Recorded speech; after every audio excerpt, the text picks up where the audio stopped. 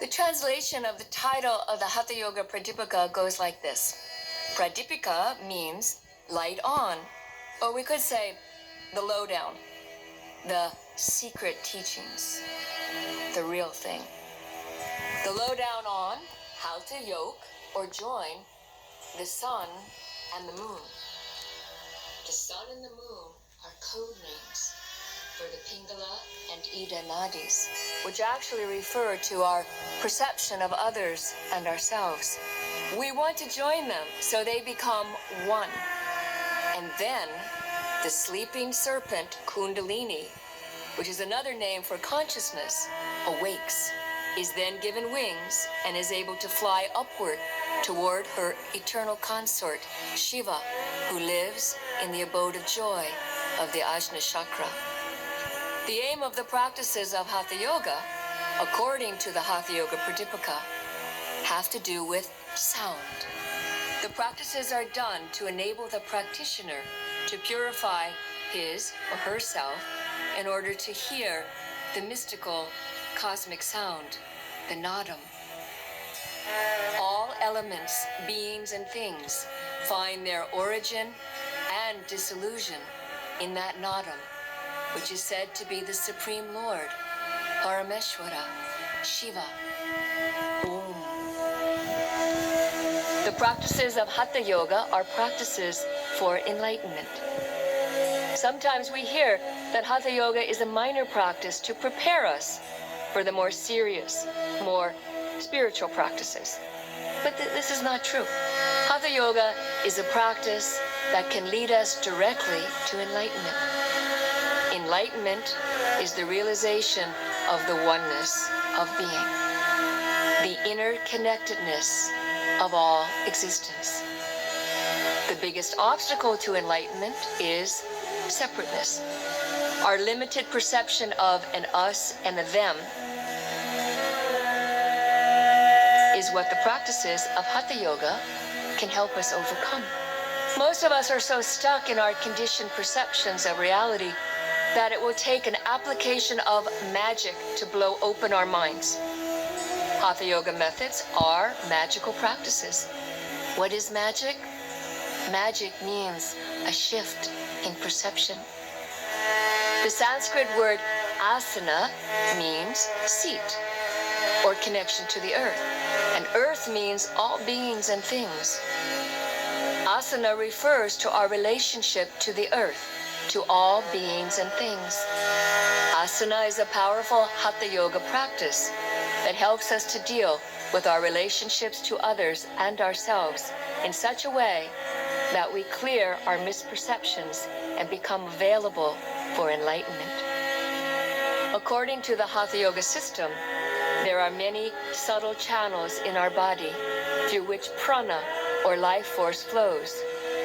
When prana is flowing well, our body systems are balanced and ease, not dis-ease, results. There are 3 primary channels or nadis through which this energy flows, called the Ida, Pingala, and Sushumnaha. When energy moves into Sushumnaha, that is when the perception of you and them becomes expanded to the point that there is no separation. This is the state of enlightenment, yoga. When we are unkind in our relationships to others, then the energy that should be moving through the central channel, the Sushumnaha, moves instead through the Pingala Nadi. And when we are unkind to ourselves, energy moves out of the Sushumna into the Ida Nadi. The energy cannot simultaneously move through Ida and Pingala Nadis and through Sushumnaha. This is why kindness, non-harming, and living for the benefit of others are essential components of a yoga practice.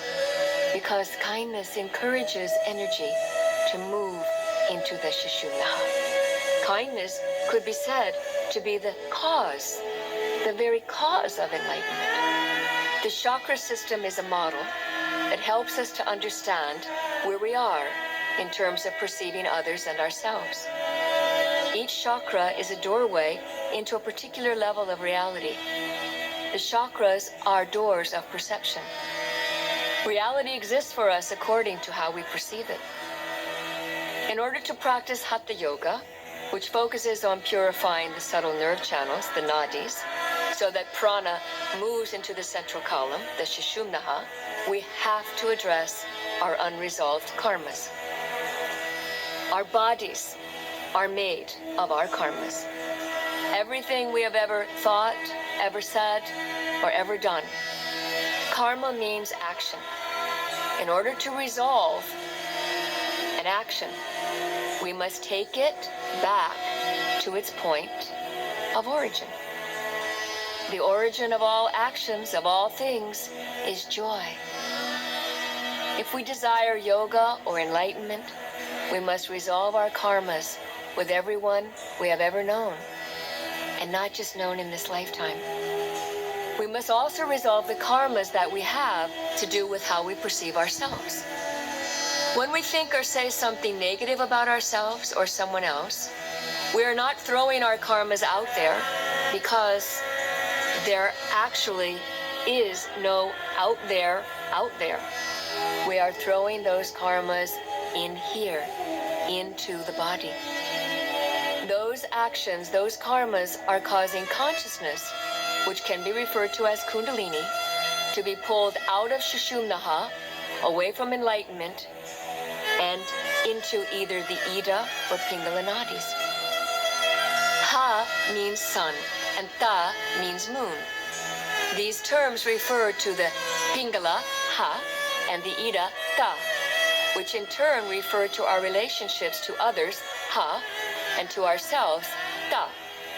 Hatha Yoga is the method of purifying those relationships so that our karmas move us toward enlightenment, toward yoga. Chakra purification focuses on resolving our past relationships and in turn purifying our perceptions of reality. The use of sound in the form of blessings and succinct mantras is the reason that the Hatha Yoga method of chakra purification is so efficient and practical. You do not have to search out every person you have ever known, find them, and work out your differences. That would be impossible, as well as unnecessary. Because all of those past relationships actually already exist inside your own body, right now. They live inside of you, not just as memories in your mind, but also as imprints in the cells and tissues of the physical body. They live in your hip joints, your hamstrings, your spleen, your vocal cords, your ears. They live in the way you digest food.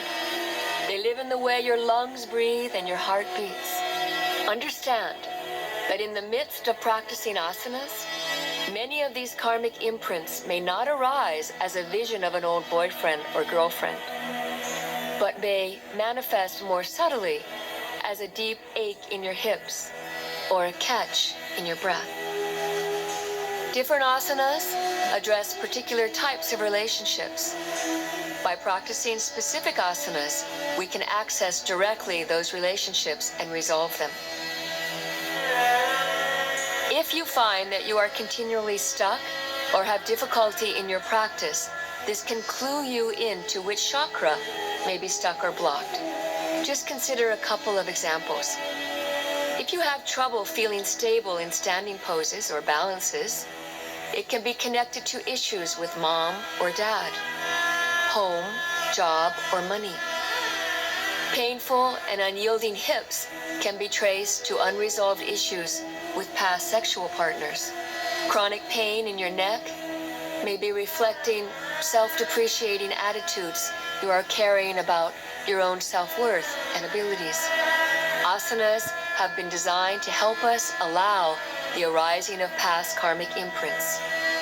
But once these arise, whatever we are saying out loud or internally while we are practicing will contribute to whether we will be released or continue to be bound by those karmas.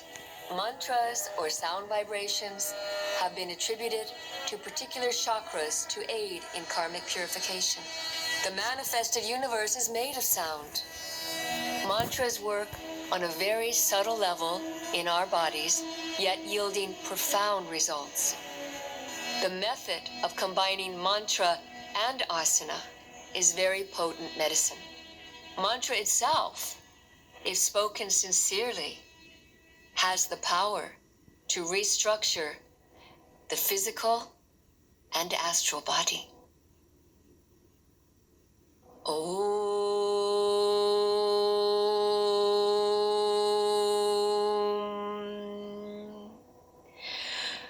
Om Namah Shivaya Gurave Narabindu Kalatmane.